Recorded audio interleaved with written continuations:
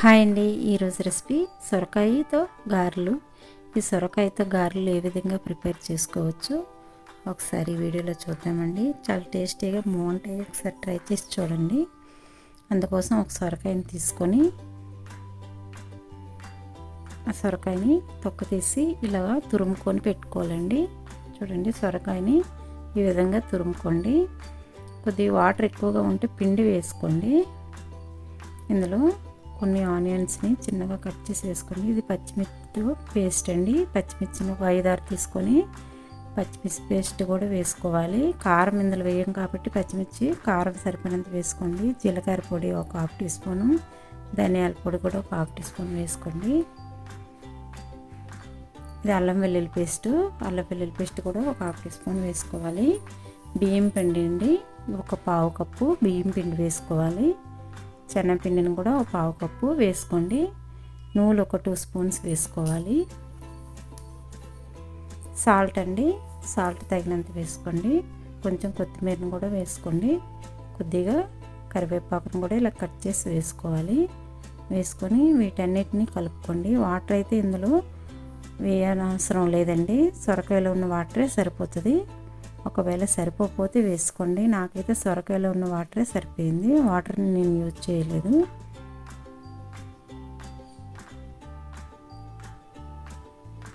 ఈ విధంగా ముద్దని బాగా కలుపుకోండి, అన్నీ కలిసేటట్టుగా ఇలా కలుపుకొని చూడండి. ఈ విధంగా గారెల్ని వేసుకోవాలి. ఇప్పుడు వేయించుకోవడానికి స్టవ్ పై ప్యాన్ పెట్టుకొని ఆయిల్ హీట్ అయ్యాక వేసుకోండి. బాగా హీట్ చేసుకున్నాక వేసుకోండి. చూడండి, ఇలాగ హద్ది వేసుకోండి గారెల్ని.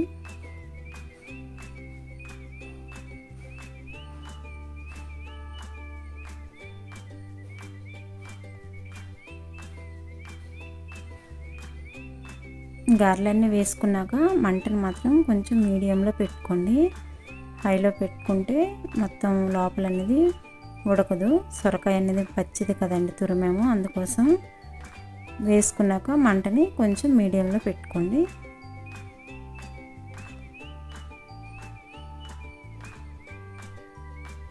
ఇలా మధ్య మధ్యలో తిరిగేస్తూ వేయించుకోవాలి.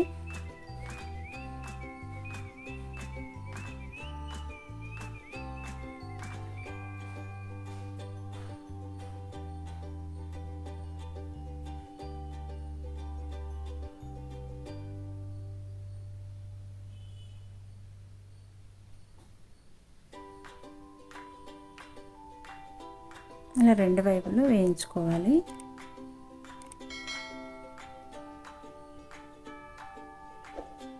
చూడండి, ఈ విధంగా వేయించుకున్నాక తీసుకోవాలండి ప్లేట్లోకి అన్నిటిని.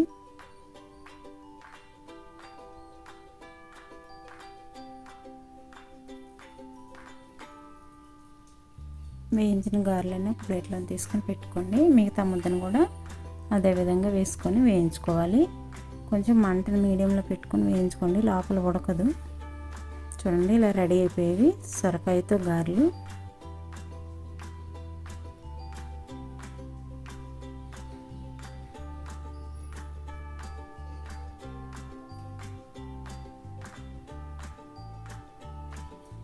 మీరు కూడా ఒకసారి ట్రై చేయండి. Thank you.